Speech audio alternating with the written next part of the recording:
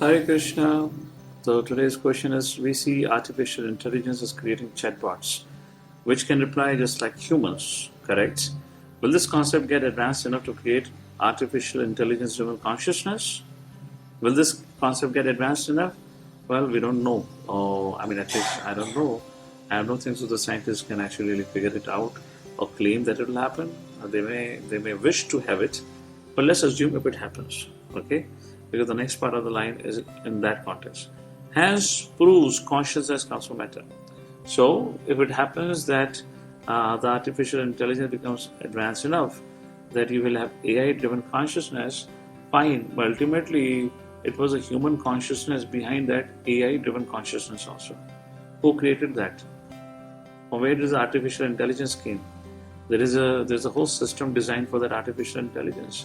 You're talking about this chatbots.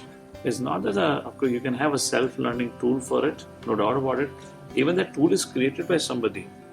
So there is a spirit behind all that activity, and then you can do it. So you can call it as one of the mystic opulences. Where, for example, we have so many stories in our history or in our Puranas, where, let's say, Durvasa Muni and Amrish Maharaj instance. Durvasa Muni got angry with Amrish Maharaj. He plucked his hair and threw it on the ground. And what came?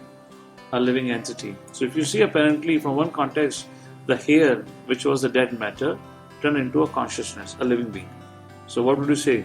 The matter turned into a consciousness, which means consciousness comes from matter? No.